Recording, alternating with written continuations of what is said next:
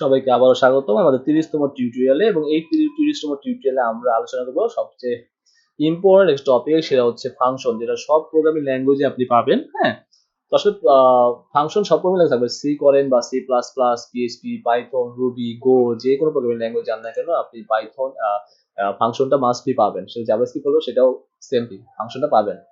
তো এখানে বলে আছে যে the real power of PHP comes from its function, right? তো পিএইচপি অলরেডি হাজারের প্লাস বিল্ট ইন ফাংশন আছে, যেগুলো পিএইচপি আপনাকে তৈরি করে দিয়েছে, আপনি জাস্ট ইজিলি ইউজ করে সেগুলো কাজ করতে পারবেন।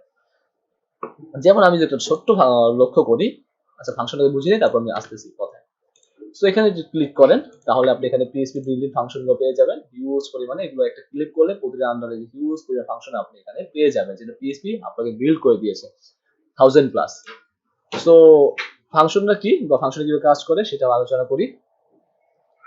তো জাস্ট আমি প্রথমে বলি যে ফাংশনটা আসলে কি। ফাংশনটা যদি সহজ ভাষায় বলতে যাই, ফাংশনটা বলছে একটা ব্লক কোড বা ব্লক বা একটা সিস্টেম ধরতে পারেন। যেমন আমি সাপোজ ধরলাম যে একটা নেম আছে, একটা নেম আছে, যেমন নেমটা হচ্ছে গিয়ে ধরেন এরকম নেম আছে, এই নেমটাকে আমি যে কোনো জায়গায় ইউজ করতে পারবো। তো সেটা কি হয়ে যায়, একটা ফাংশনের মধ্যে রেখে সেটাকে আপনি আপনার কোডের যে কোনো জায়গায় আপনি এক্সিকিউট করতে পারেন।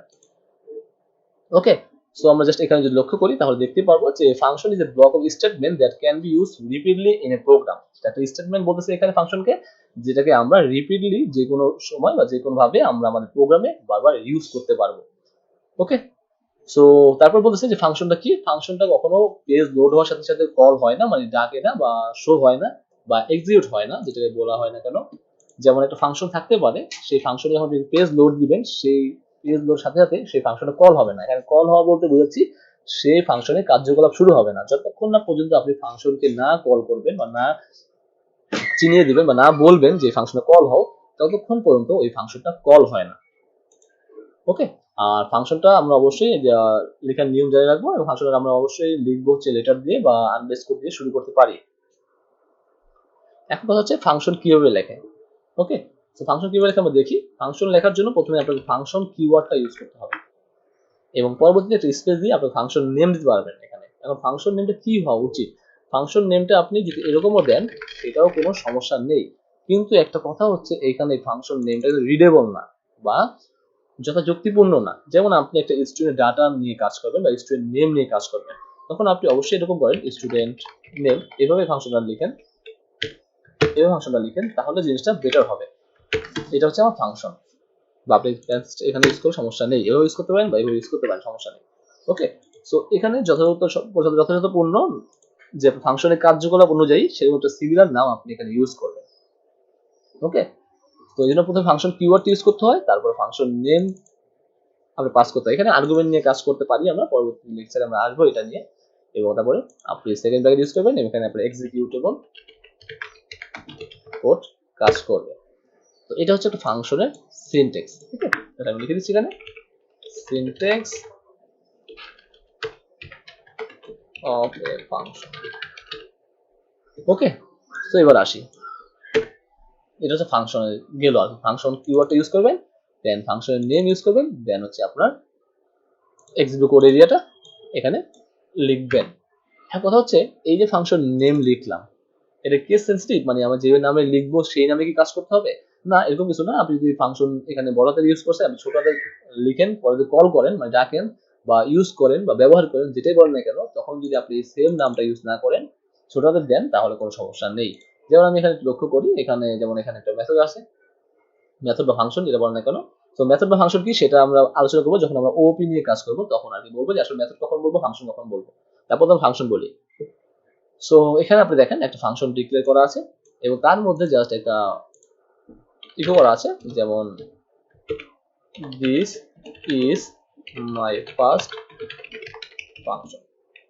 ওকে, তাহলে আমার এখন কথা হচ্ছে যে আমি একটা ফাংশন ডিক্লেয়ার করলাম, সেই ফাংশনের মধ্যে আমি ফাংশনের নামটা দিলাম, তার মধ্যে আমি একটা ইকো করলাম, একটা টেক্সট স্ট্রিং ইকো করলাম।